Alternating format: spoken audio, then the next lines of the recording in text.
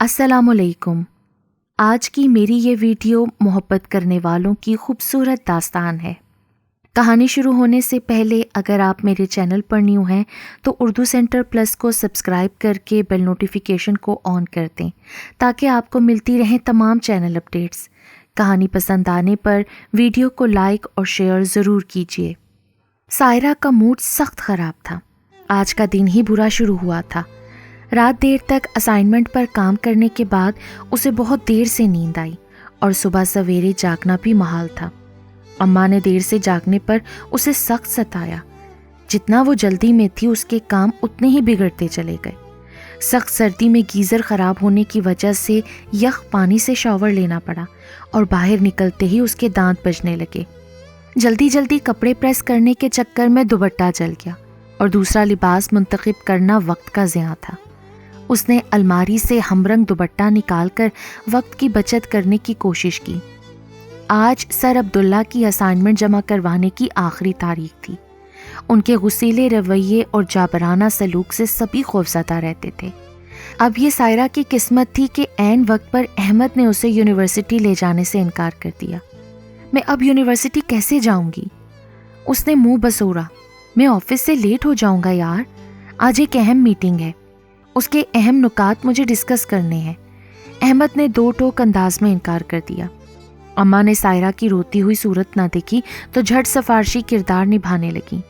कोई बात नहीं बेटा, थोड़ा सा लेट हो भी गए तो बहन की दुआ से क्या मालूम मीटिंग तुम्हारी कामयाब हो जाए। अम्मा के कहने के बाद अब इनकार की गुंजाइश ही कहाँ थी। अहमद वैसे भी उनका सबसे लाडला और फर्माबरदार बेटा था तो हुक्म मानना लाजमी था।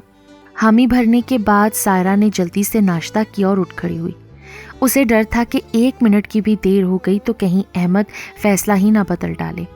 अल्लाह अल्लाह करके भागम भाग यूनिवर्सिटी पहुंची तो पहली इत्ला मिली कि सर अब्दुल्ला की वालिदा की वफ़ात हो गई है, लिहाजा वो छुट्टियों पर है। उसे अपनी सुबह सवेरे की हड़बोंग, भाई की मिन्नत समाजत और भाग दौड़ बेकार लगी। उसने कॉरिडोर में रिदा की तलाश में निगाहें दौड़ाईं मगर वो कहीं नजर ना आई। उसने यही नतीजा अखज़ किया कि मौसूफ़ा आज गैर हाजिर है। वो मलूल होकर लॉन में घास पर धूप सेकने बैठ गई मगर नरम गर्म धूप भी उसके मूड में बेहतरी ना ला सकी। उसके अंदरूनी जज्बात उसके चेहरे से आया थे।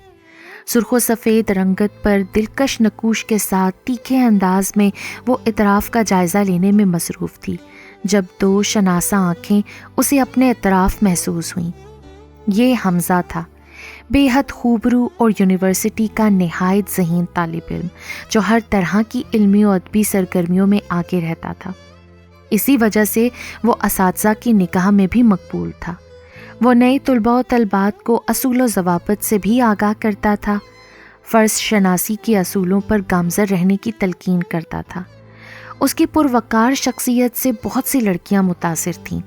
कई ने बाकायदा दोस्ती की ऑफ़र दी मगर वो सिर्फ दोस्ताना ताल्लुक़ बरकरार रखने वाला शख्स था। हमज़ा दिल की बात दिल में ही रखने वाला था मगर फ़याज़ के अलावा किसी को मालूम न था कि उसके दिल में सायरा के लिए मोहब्बत है। फ़याज़ उसका रूममेट भी था और दिन रात वो साथ भी रहते थे। क्या मैं यहाँ बैठ सकता हूँ? हमज़ा के पूछने पर सायरा ने कदरे हैरत से उसे देखा। जी बिल्कुल, ज़मीन मेरे नाम तो अलॉट नहीं है। उसका मूड ख़राब था तो ज़ुबान भी कुछ कड़वी हो गई। उसके नाराज़ होने पर भी हमज़ा के खुशगवार मूड पर फ़र्क ना पड़ा। वो ज़ेरे लब मुस्कुराते हुए पास ही बैठ गया। सायरा को उसके इस तरह मुस्कुराने और टिकटिकी बांध कर देखने से सख्त नागवारी हो रही थी। क्या मेरे मुंह पर लतीफ़े लिखे हुए हैं जिन्हें पढ़कर आप महजूज़ हो रहे हैं? ऐसी तो कोई बात नहीं, मैं बहुत दिन से आपसे बात करना चाह रहा था। अब जबकि फ़ाइनल ईयर है सोचा वक्त भी कम है और यही मुनासिब वक्त भी। फिर आज आपकी बॉडीगार्ड भी दिखाई नहीं दे रही ना। यकीनन ये रिदा की तरफ इशारा था। वो पहली बार बिल्कुल चुपचाप उसे सुन रही थी और उसकी निगाहों से वारफ्तगी वाज़ेह थी। मुझे आप बहुत अच्छी लगती हैं सायरा। मुझे घुमा फिरा कर बात करना नहीं आता। दरअसल मैं आपसे शादी करना चाहता हूँ और इसी सिलसिले में अपने वालिदैन को आपके घर भेजूंगा।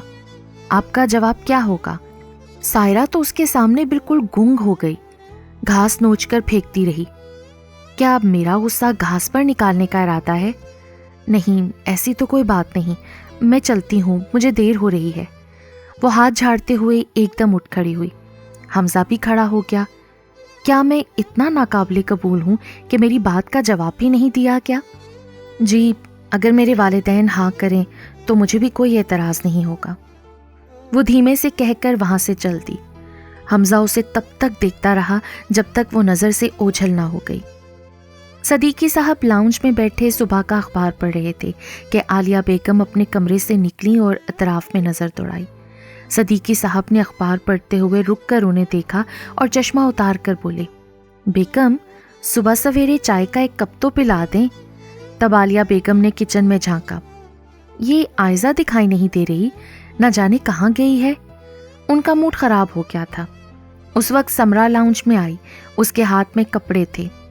امی عائزہ کہاں ہے؟ اسے کہا بھی تھا کہ میرے کپڑے پریس کر دینا، ابھی تک وہیں بیڈ پر پڑے میرا منہ چڑھا رہے ہیں۔ یہ سن کر عالیہ بیگم کے ماتھے پر شکنوں کا جال سا بن گیا۔ ارے ہوگی کہاں، وہی زمانے بھر کا شوق، چھت پر موئے پرندوں کو دانا پانی ڈال رہی ہوگی۔ پھر انہوں نے سخت غصے میں آواز لگائی، عائزہ، او عائزہ۔ وہ مٹھی بھر کر روٹی کے ٹکڑے ایک تھالی میں ڈال رہی تھی کہ تبھی اسے اپنے نام کی صدا سنائی دی۔ اس نے اپنے ماتھے پر ہلکی سی چپت ماری۔ ہائے اللہ، مومانی کی آواز لگتی ہے، آج پھر پارا ہائی ہے، یا اللہ مدد۔ وہ تیزی سے جگ ہاتھ میں اٹھائے سیڑھیوں سے نیچے اتری۔ آخری سیڑھی پر قدم رکھ رہی تھی کہ عالیہ مومانی اسے کینہ توز نظروں سے دیکھ رہی تھی۔ اتر آئیں چھت سے، کتنی دیر سے آواز لگا رہی ہوں، 1000 بار کہا ہے کہ یہ جگ بھر کر نہ لے جایا کرو۔ ان کا موڈ سخت خراب تھا۔ میری اچھی مومانی، آپ جانتی ہیں جس گھر کے چرند پرند کو دانا پانی ملتا ہے نا، وہاں رزق بند نہیں ہوتا۔ یہ تو اچھی بات ہے نا مومانی؟ عائزہ معصومیت سے کہتی ہوئی ان کے چہرے کے اتار چڑھاؤ کا جائزہ لے رہی تھی، جن کا چہرہ غصے سے لال ہو چکا تھا۔ زیادہ باتیں نہ بناؤ، چلو جا کر ناشتہ بناؤ۔ اور ہاں سنو ذرا، تم نے سمرا کے کپڑے ابھی تک کیوں نہیں پریس کیے؟ عائزہ نے گھبرا کر انہیں دیکھا، پھر جلدی سے جواب سنبھالا، سوری مومانی، ذہن سے نکل گیا تھا۔ پھر وہ سادگی سے کپڑے اٹھانے لگی۔ عالیہ بیگم اسے دیکھ کر کسک کر رہ گئی تھی۔ کبھی کھانا بھولتی ہو؟ کبھی نہیں نا؟ مومانی جان، کھاؤں گی نہیں تو پھر زندہ کیسے رہوں گی؟ اور زندہ نہیں رہوں گی تو گھر کے کام کیسے کروں گی؟ آپ سب کا خیال کیسے رکھوں گی؟ عائزہ جلدی جلدی بولتی چلی گئی۔ عالیہ بیگم اسے خشمگی نگاہوں سے گھورتے ہوئے ہاتھ لہرا کر بولی، ارے زبان تو کینچی کی طرح چل رہی ہے، ذرا ہاتھ بھی چلا لو۔ عائزہ تیزی سے کچن میں آئی جہاں سارے کام اس کے ہی منتظر تھے۔ اس نے تیزی سے چولہا جلا کر چائے بنائی اور فریج سے آٹا نکال کر پراٹھے بنانے لگی۔ اسی افراتفری میں اس نے سب سے پہلے ماموں کو ناشتہ پیش کیا، پھر مومانی اور سمرا کو ان کا من پسند ناشتہ دینے کے بعد کچن سے نکلی۔ ٹھٹھرتی سردی میں مشین چلانے کا تصور اسے اداس کر رہا تھا۔ تبھی سائرہ سامنے سے آتی نظر آئی۔ عالیہ بیگم اس کی بلائیں لے رہی تھیں۔ وہ اپنی سمرا کے لیے احمد کو سوچ رہی تھیں، اسی لیے سائرہ کی خوب آؤ بھگت ہو رہی تھی۔ یہ گھر بے حد کشادہ تھا جس کی منزل 2 حصوں میں تقسیم تھی، ایک میں بڑے بھائی اور دوسرے میں چھوٹے بھائی اور ان کے بچے رہائش پذیر تھے۔ دونوں گھرانوں میں آپسی معاملات خوش اسلوبی سے چل رہے تھے۔ سائرہ پودوں کو پانی دے رہی تھی جب دروازے پر زوردار دستک ہوئی۔ وہ چونک گئی۔ اماں نماز عصر کے بعد تسبیح میں مشغول تھیں، تبھی اس نے آگے بڑھ کر دروازہ کھولا اور سامنے خواتین کو دیکھ کر ٹھٹک سی گئی۔ پہلا خیال ہی اسے حمزہ کا آیا۔ وہ پیپرز کے بعد اب گھر پر ہی ہوا کرتی تھی اور انجانے میں اسے حمزہ کا دھیان ستانے لگا تھا۔ حالانکہ اس دن کے بعد حمزہ نے بھی اس سے کلام نہیں کیا تھا، بس دور دور سے میٹھی گہری نظر سے اسے دیکھتا اور پاس سے گزر جاتا۔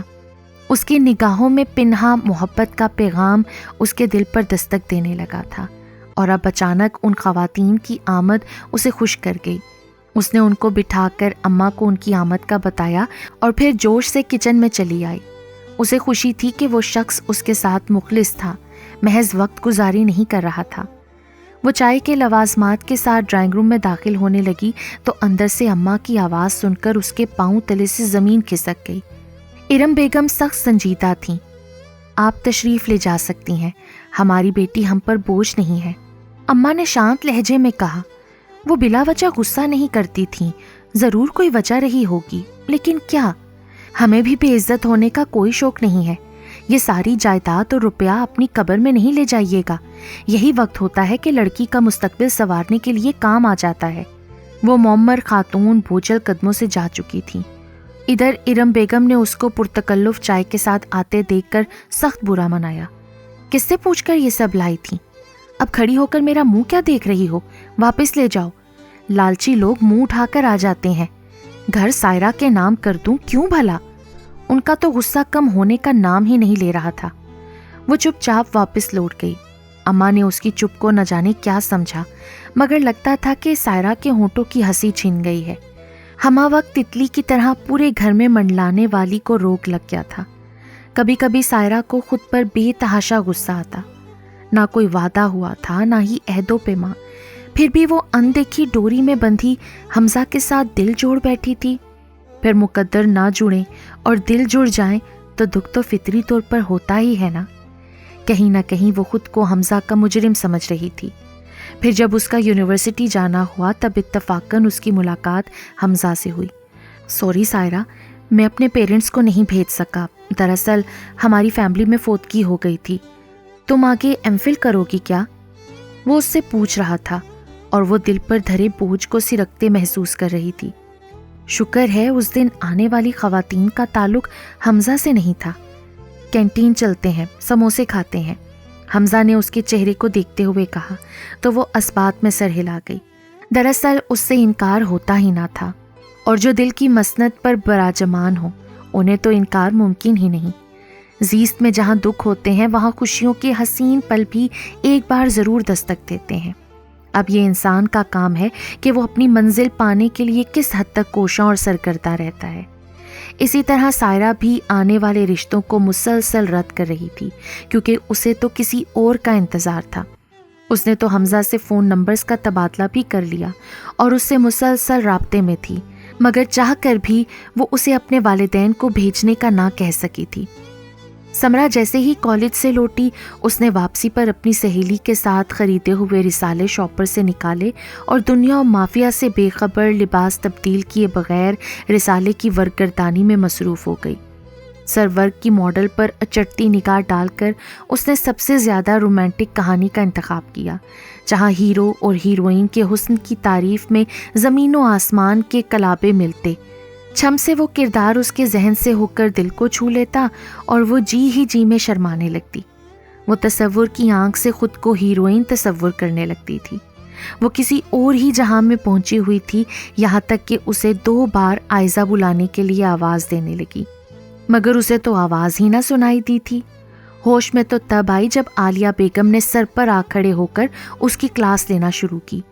ارے تم کالج پڑھنے جاتی ہو یا یہ سب الا بلا کا ڈھیر اکٹھا کرنے؟ کم از کم لباس تو بدل لیتی۔ کھانے پر نوابزادی کا انتظار ہو رہا ہے اور یہاں کوئی فکر ہی نہیں۔ وہ ہڑبڑا کر ایک دم سیدھی ہو کر بیڈ سے ٹیک لگا کر بیٹھ گئی۔ اف اماں بس بھی کر دیں، نصابی کتب کے ساتھ ساتھ غیر نصابی کتب بھی تو پڑھنی چاہیے نا، ان سے سیکھنے کو ملتا ہے۔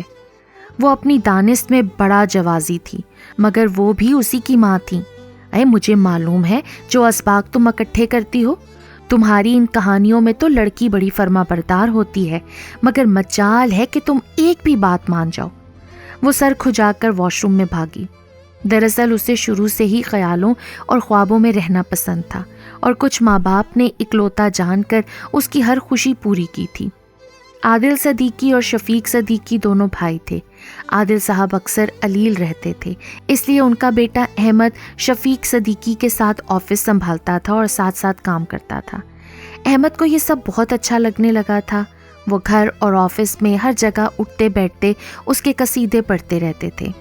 عالیہ بیگم بھی سمرہ کے سامنے اکثر احمد کے حوالے سے ذو معنی گفتگو کرتی رہتی تھیں، جس کی وجہ سے اس کا دل احمد کے لیے دھڑکنے لگتا، مگر خود احمد کے دل میں کیا چل رہا تھا یہ کوئی نہیں جانتا تھا۔ سمرہ کی کلاسز ختم ہونے کو تھیں، پھر فائنل ایگزامز کے بعد فراغت ہی فراغت تھی، اس لیے عالیہ بیگم نے صاف انداز میں بھاوج کے کان میں رشتے کی بات ڈال دی۔ اب وہاں تک تو کہانی ٹھیک تھی، مگر احمد عائزہ سے شادی کا تمنائی تھا، جس کے لیے اس کے اہل خانہ بالکل بھی ذہنی اور دلی طور پر آمادہ نہیں تھے۔ عائزہ کالج کے یونیفارم میں تیز رفتار قدموں سے اسٹاپ سے گھر کا رخ کر رہی تھی۔ وہ بہت تھکن محسوس کر رہی تھی اور سوچ رہی تھی کہ گھر پہنچتے ہی اسے بے شمار کام درپیش ہوں گے۔ عیش تو سمرا کے ہیں کہ گھر پہنچتے ہی مزیدار کھانا اس کے سامنے ٹیبل پر پیش کر دیا جاتا ہے۔ انہی سوچوں میں وہ گھر پہنچ چکی تھی۔ اس نے گہری سانس لی، گیٹ کھولا اور اندر داخل ہو گئی۔ لاؤنج کے صوفے پر اپنا بیگ رکھ کر وہ بھی نڈھال سی وہیں بیٹھ گئی۔ اسی وقت احمد ٹھنڈے پانی کا گلاس لیے لاؤنج میں داخل ہوا اور اسے پیش کیا۔ عائزہ ایک دم سیدھی ہو کر بیٹھی، گلاس تھاما اور گٹاگٹ پی گئی۔ پھر مسکراتے ہوئے بولی، احمد تم میرا کتنا خیال رکھتے ہو نا، کبھی کبھی تو تمہاری بلائیں لینے کا دل کرتا ہے۔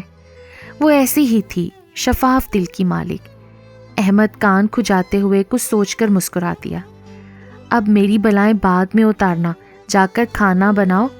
امی سمرا کے ساتھ خالہ کے ہاں گئی ہیں اور کہا ہے کہ عائزہ جیسے ہی آئے کھانا بنا دے۔ احمد اس کے برے برے منہ بنتے دیکھ کر مسکراتے ہوئے بولا، اف اتنی گرمی ہے اور یہ کچن کے کام، کل میرا بھی ٹیسٹ ہے۔ احمد نے اس کی دمکتی رنگت کو بغور دیکھا اور بولا، اچھا تم پریشان نہ ہو، میں تمہاری مدد کروا دیتا ہوں، تم بتا دینا سبزی میں کاٹ دوں گا۔ لاؤنج میں داخل ہوتی سمرا نے آخری جملہ سن لیا۔ واہ کیا کہنے، پہلے جا کر لسٹ میں لکھا سامان تو لے آؤ، امی نے کہا ہے ضروری ہے۔ اس نے احمد کو ٹوک دیا اور پھر سمرا کی طنزیہ نگاہیں عائزہ کے چہرے پر مرکوز ہو گئیں۔ عائزہ اس کی طنزیہ نگاہوں سے گھبرا کر کچن میں چلی آئی۔ وہ بہت دنوں سے محسوس کر رہی تھی کہ وہ اب اس گھر میں ایک بوجھ سے زیادہ کچھ نہیں رہی۔ یہ سوچ کر اس کی آنکھیں نم ہو گئیں۔ وہ کھانا تیار کر رہی تھی کہ احمد کچن میں داخل ہوا۔ عائزہ نے ایک بے بس سی مسکراہٹ کے ساتھ اسے دیکھا۔ کھانا تیار ہو گیا ہے کیا؟ وہ دھیرے سے بولا۔ کل سے وہ مسلسل اس کے بارے میں سوچ رہا تھا اور تب سے بات کرنا چاہ رہا تھا۔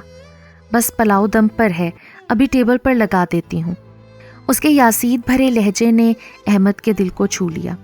احمد نے اداسی سے کہا، عائزہ تم کس طرح امی جان کی سخت باتوں کو نظر انداز کر کے ہر دم ہنستی رہتی ہو؟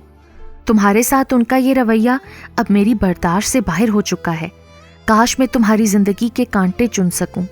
عائزہ چونک گئی اور کھیرے کاٹتے ہوئے اس کے ہاتھ رک گئے۔ وہ بولی، احمد دنیا کے لوگ بہت ظالم ہیں، انہیں کبھی اپنی کمزوری نہیں دکھانی چاہیے، ورنہ یہ دنیا ہمیں کیا کچھ نہ دے گی۔ اسی لیے میں سب سن لیتی ہوں۔ اسی وقت عالیہ بیگم کچن میں آئیں اور احمد کو وہاں دیکھ کر مشکوک نظروں سے عائزہ کی طرف دیکھا۔ پھر احمد سے مخاطب ہوئیں، احمد بیٹا تم یہاں کیا کر رہے ہو؟ میں جانتی ہوں یہ ہر وقت میرے خلاف تمہارے کان بھرتی رہتی ہے، اب تم اندر چلو، سمرا بلا رہی ہے تمہیں۔ ارے نہیں امی، میں تو صرف کھانے کے بارے میں پوچھنے آیا تھا، عالیہ بیگم نے کرخت لہجے میں کہا۔ جاؤ اور باہر جا کر بیٹھو۔ اور تم کیا آج ہم سب کو بھوکا مار دو گی؟ عائزہ نے شوخ انداز میں ٹرے اٹھاتے ہوئے کہا۔ اللہ نہ کرے مومانی، یہ لے لیں، جھٹ پٹ تیار ہے شیف عائزہ کے ہاتھ کا یخنی پلاؤ۔ وہ ذرا بھی اداس نہیں لگ رہی تھی۔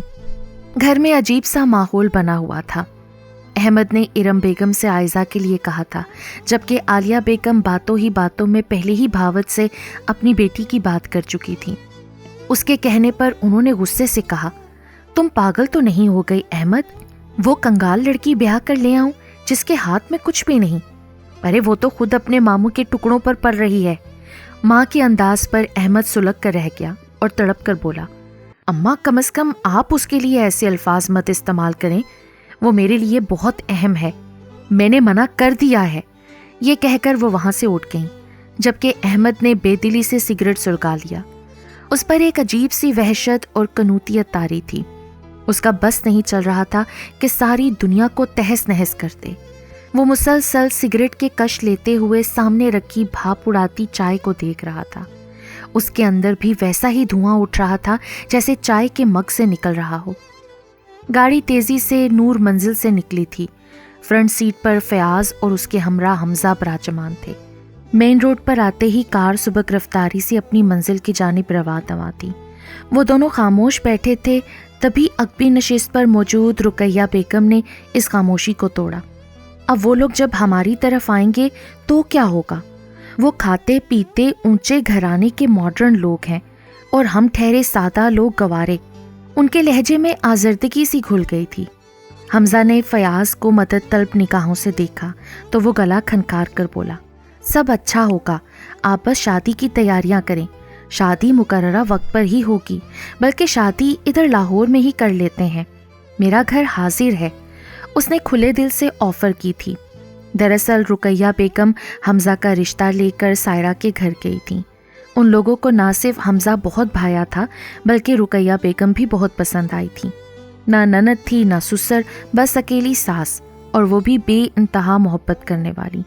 یوں تو کوئی مسئلہ نہ تھا، حمزہ لوگ زمیندار تھے، کسی شے کی کمی نہیں تھی، مگر لڑکی کے گھر والے صاف لفظوں میں کہہ چکے تھے کہ لڑکی گاؤں میں نہیں رہ سکتی۔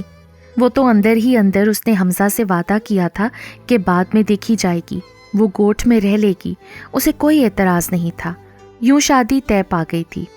صبح کی اولین کرنوں نے دھرتی پر اپنے قدم جمانے شروع کیے اور چھن چھن کر کمرے میں آتی روشنی نے اسے بیدار کر دیا۔ وہ جانتی تھی کہ کچھ دیر میں سارے گھر میں زندگی کی رمق لوٹ آئے گی۔ کل ساری رات پڑھنے کی وجہ سے وہ دیر سے جاگی تھی، ورنہ وہ بہت جلدی جاگ جاتی تھی کیونکہ صبح خیزی کی عادی تھی۔ اس نے واش روم کا رخ کیا، اوپر تلے بہت سارے کام اس کے منتظر تھے جن کے لیے حوصلہ کرنا ضروری تھا۔ وہ فریش ہو کر کچن میں داخل ہوئی تو رات کو پیزا انجوائے کرتے ہوئے سمرہ اور سائرہ نے برتن سنک میں جمع کر رکھے تھے۔ وہ تو ساری صفائی ستھرائی کر کے ہی ہٹی تھی، مگر اب پھر سے برتن اس کا منہ چڑھا رہے تھے۔ اس نے برتن دھو کر سب سلیب پر پڑی چیزیں سمیٹنا شروع کی۔ تبھی مامی کچن میں جھانکنے آئیں۔ آج ہم سائرہ کی شاپنگ کے لیے جا رہے ہیں، میرا ارادہ ہے کہ میری سمرہ کا بھی ساتھ ہی نکاح ہو جائے۔ ارے اپنے احمد کے ساتھ؟ عائزہ جانتی تھی کہ اسے سنایا جا رہا ہے، لہٰذا وہ چپ ہی رہی۔ دراصل گھر میں بیک وقت خوشی کی فضا بھی تھی اور ناگواری بھی۔ احمد کئی مرتبہ رشتے کے لیے اپنی اماں پر زور ڈال رہا تھا، مگر وہ جانتی تھی کہ یہ ممکن نہیں اور نہ ہی آسان ہے۔ عائزہ، ایسا کرو تم آج کالج نہ جاؤ، بچیاں دیر سے سوئی تھیں، ابھی جاگیں گی تو انہیں ناشتہ گرم چاہیے ہوگا۔ مگر آج میرا بہت اہم ٹیسٹ ہے ممانی، وہ پہلی مرتبہ ضد ہو کر بولی۔ اس کے بعد 2 گرم سیال آنسو اس کے چہرے کو بھگو گئے۔ آج تو بہت مزہ آیا، ساری شاپنگ ہی تقریباً ہو گئی ہے، سمرہ نے عالیہ بیگم کے پاس بیٹھتے ہوئے کہا۔ سائرہ نے شاپنگ بیگز کھولنے شروع کر دیے تھے۔ قریب ہی عائزہ سبزی بنا رہی تھی، اس نے گہری نگاہوں سے انہیں دیکھا۔ سائرہ کے چہرے کی شادابی بڑھ گئی تھی اور خوش تو سمرہ بھی بہت تھی۔ گھر میں اس کی اور احمد کی منگنی کا ذکر چل رہا تھا۔ اس کی سوچ کا پنچھی کہیں اور پرواز بھرنے لگا۔ سائرہ کی پسند کی شادی تھی اور سمرہ جس کو چاہے اسے پالے گی۔ بے بسی اور دکھ تو فقط یتیموں کے حصے میں آتے ہیں، اس نے کھوئے ہوئے انداز میں سوچا۔ اس وقت عالیہ بیگم نے عائزہ پر ایک تیکھی نگاہ ڈالی اور کہا، ارے تم یہاں بیٹھی کیا کر رہی ہو؟ سبزی بن گئی ہے تو جا کر کھانا تیار کرو، کمبخت سر پر ہی سوار رہتی ہے۔ عائزہ بہت انا والی تھی، کم ظرف نہیں تھی اور نہ ہی بدنیت۔ اس نے چپ چاپ کچن کی راہ لی۔ البتہ وہ پہلی بار سوچ رہی تھی کہ کچھ لوگوں کو تو بنا مشقت کے سب کچھ مل جاتا ہے، نہ کسی شے کے لیے انتظار کی صلیب چڑھنا پڑتی ہے اور نہ ہی محنت کی چکی میں پسنا پڑتا ہے، ہر شے بن مانگے مل جاتی ہے۔ پھر دل نے اسے یکدم جھڑک دیا تو اس نے لرز کر توبہ کی۔ وہ کون ہوتی تھی جو اللہ کی تقسیم پر سوال اٹھانے والی ہو؟ اس کی رضا، اس کی مصلحت۔ پھر جب تک اس کی مکس سبزی بن نہ گئی وہ استغفار کرتی رہی۔ بارات میں احمد کی نگاہیں عائزہ کے چہرے کا ہی طواف کرتی رہیں۔ وہ آج بہت دل سے تیار ہوئی تھی، آج تو اس کی چھب ہی نرالی تھی۔ احمد اس سے شادی کی بات کرنا چاہتا تھا، پھر پھولوں کے گجرے ٹیبل پر رکھتی عائزہ کو اس نے پکڑ ہی لیا۔ تمہارا مسئلہ کیا ہے آخر؟ تم مجھے اگنور کیوں کر رہی ہو؟ اچھا، کیا واقعی؟ وہ کندھے اچکا کر لاتعلقی کا اظہار کر رہی تھی۔ تم جانتی ہو کہ میں شادی صرف تم سے ہی کروں گا۔ جی، لیکن اس میں میری کوئی غلطی نہیں، یہ تو آپ کا مسئلہ ہے نا، کیونکہ مجھے آپ سے شادی کرنا ہی نہیں ہے، نہ آج نہ کل، بلکہ ایک عرصے تک میں نے اس گھر میں محرومی اور ناروا سلوک دیکھا ہے، اب اور نہیں۔ میں تو ایسے شخص سے شادی کروں گی جو مجھے عزت دے اور میں سر اٹھا کر جی سکوں۔ اس کے الفاظ احمد کے کلیجے کے آر پار اتر گئے۔ وہ بے یقینی سے اس کے روشن چہرے اور دلکش سراپے میں الجھا رہا تھا۔ پھر وہ بھی خفا سا پلٹ گیا اور پوری تقریب میں پھر اس نے عائزہ کو پلٹ کر نہیں دیکھا۔ تب بھی جب اعلان ہوا کہ آج سائرہ کی رخصتی میں سمرہ اور احمد کی منگنی بھی ہے، مگر دوسری طرف نہ جانے کیوں عائزہ نے جب سمرہ کی انگلی میں احمد کے نام کی انگوٹھی دیکھی تو نم آلود پلکیں لیے مسکرا دی۔ یہ حویلی کا وسیع کمرہ تھا جس کی چھت خاصی بلند تھی۔ وہ کچھ گھبراہٹ محسوس کر رہی تھی۔ اس نے ناپ تول کر نگاہوں سے کمرے کا جائزہ لیا، جس کی دیواریں نقش و نگار سے مزین تھیں، اور جس پلنگ پر اسے بٹھایا گیا تھا وہ ایک جہازی سائز منقش پلنگ تھا جس کے رنگ دیواروں کے رنگوں سے ہم آہنگ تھے۔ اگرچہ یہ خالصتاً دیہی ماحول تھا مگر اس سب میں نفاست اور سلیقہ جھلکتا تھا۔ دروازے چوبدار اور کھڑکیاں رنگین شیشوں والی تھیں، جہاں سے چھن چھن کر آنے والی روشنی سرخ و سبز مائل رنگ لیے ہوئے تھی۔ بہت ہی خوبصورت اور خوابیدہ سا ماحول تھا۔ اس کا دل تو اپنے گھر والے سے پہلے ہی جڑ چکا تھا، اب اس گھر سے بھی اپنائیت محسوس ہو رہی تھی۔ اچانک ہی دروازہ کھلا اور وہ جو امید باندھے بیٹھی تھی کہ حمزہ ہوگا، دروازے پر اپنی ساس اور اس کے ہمراہ ایک اور فربی مائل عورت کو دیکھ کر چونک گئی۔ بیٹی، میں نے سوچا کہ دوسرے گوٹ سے آئی تمہاری خالہ جی سے ملا دوں، ساس نے اندر آ کر اس سے مخاطب ہو کر کہا۔ سائرہ حیران تھی کہ یہ کون سی خالہ ہیں جنہیں وہ پہچان نہیں پا رہی۔ ارے کیا سوچ رہی ہے، میں تیرے خصم کی خالہ ہوں۔ لفظ خصم پر وہ جی بھر کر بدمزہ ہوئی۔ وہ بی بی پاؤں پسارے وہیں نئے نکور بیڈ پر نیم دراز ہو گئی۔ بیٹی، رسم ہوتی ہے ساس کے پاؤں دباؤ تو آگے نیک اولاد ملتی ہے، پھر میری یہ بہن تو اللہ لوک ہے، تم میرے ہی پاؤں دباؤ۔ وہ حیران رہ گئی۔ وہ نازوں پلی تھی، ان کے مٹی میں اٹے پاؤں اور پھٹی ایڑیاں دیکھ کر ہی اس کا جی متلاسا گیا۔ ارے تیری بہو تو بہت ہی نخرے باز ہے، ذرا بڑوں کا ادب تو رکھو۔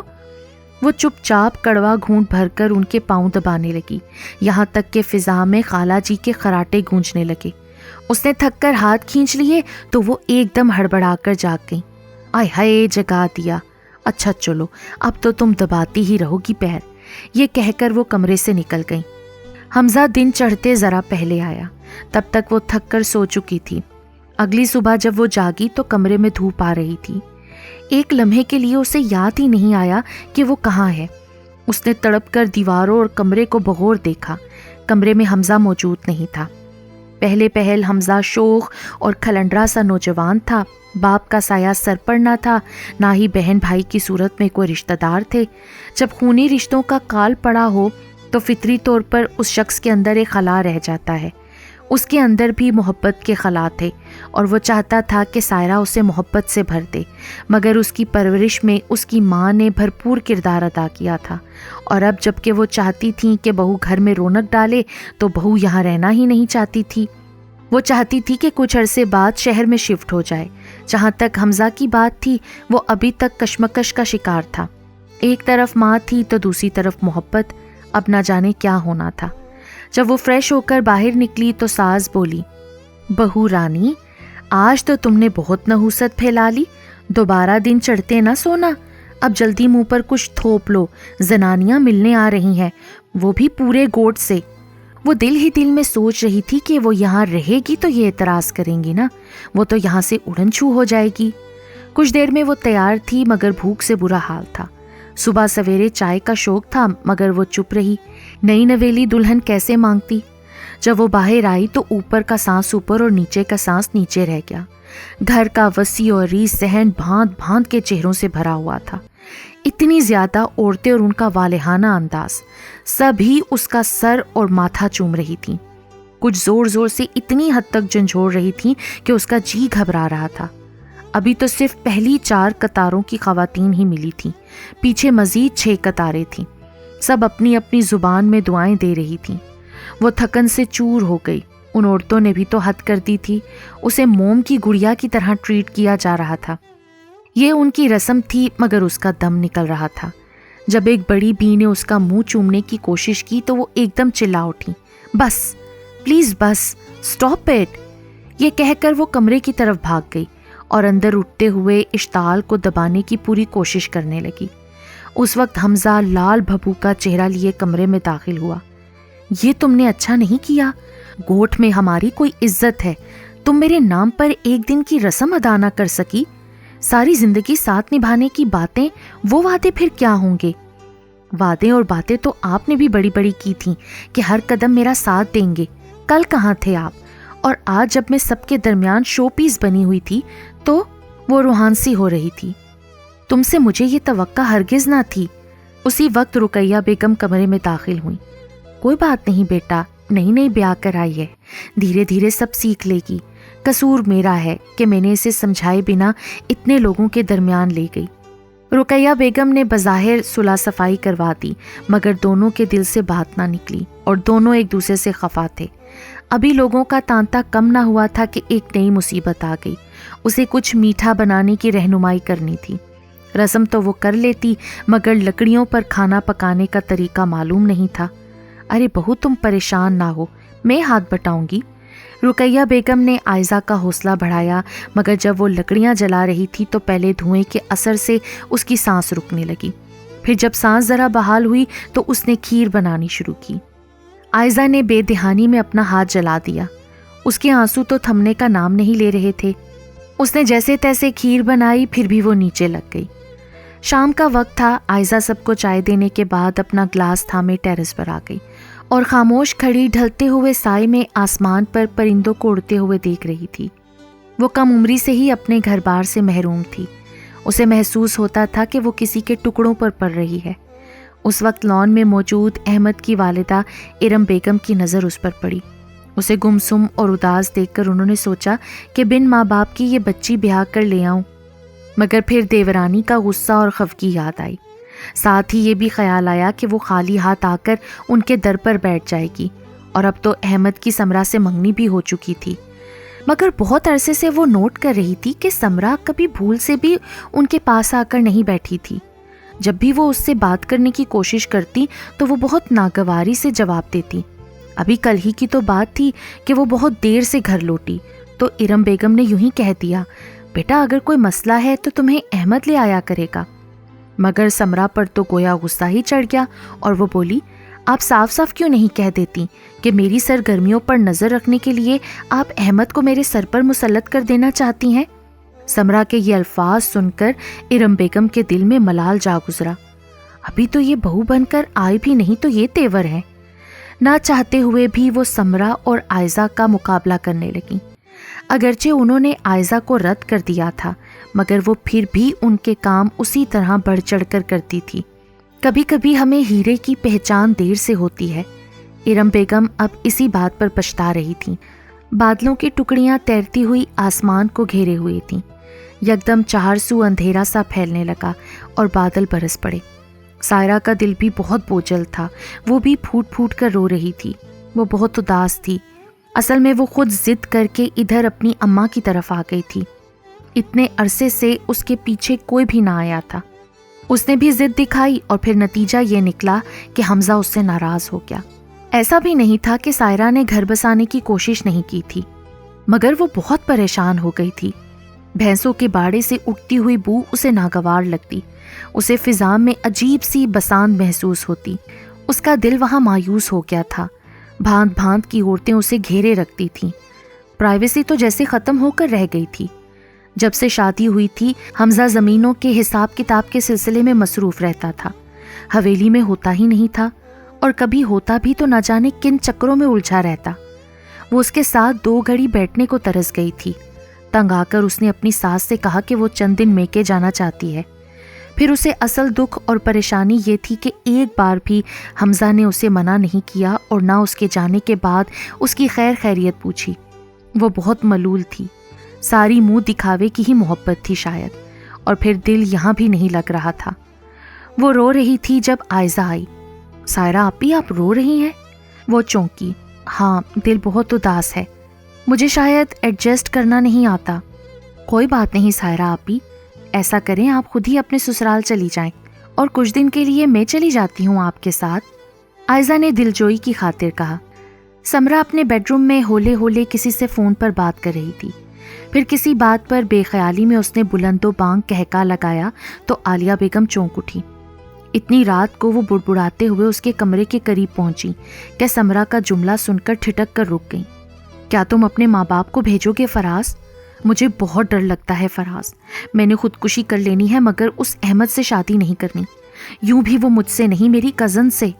اسی لمحے عالیہ بیگم کمرے میں داخل ہو گئیں اور سمرا کے ہاتھ سے فون چھوٹ گیا۔ امی؟ وہ بوکھلا کر رہ گئی تھی، جبکہ عالیہ بیگم سر تھام کر وہیں نڈھال بیٹھ گئیں۔ کون ہے وہ؟ امی وہ بہت اچھا لڑکا ہے، اور پھر وہ ماں کے سامنے ہاتھ جوڑے جلدی جلدی سب بتانے لگی۔ سب تفصیلات سن کر عالیہ بیگم مطمئن ہو گئیں، کیونکہ جس لڑکے کی وہ بات کر رہی تھی وہ بہت امیر تھا۔ احمد تو اس کے مقابلے میں بس مناسب ہی تھا۔ ٹھیک ہے، تم جہاں چاہتی ہو وہیں تمہاری شادی ہوگی۔ وہ حامی بھر کر اٹھ کھڑی ہوئیں۔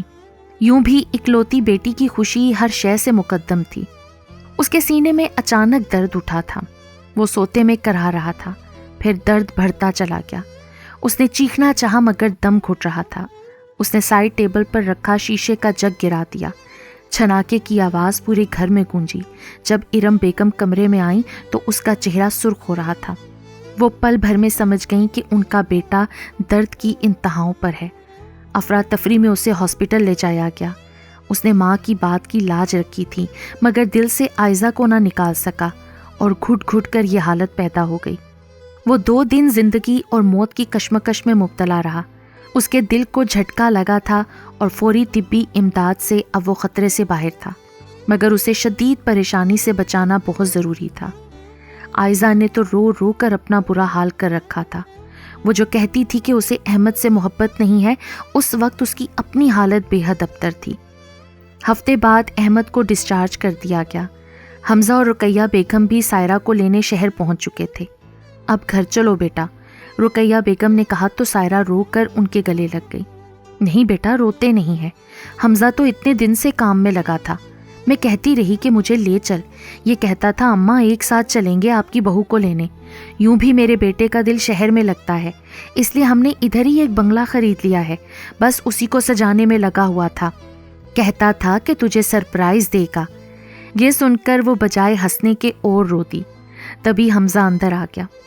چلو سائرہ، اب گھر چلو، ہم سب تمہارے بغیر بہت اداس ہیں۔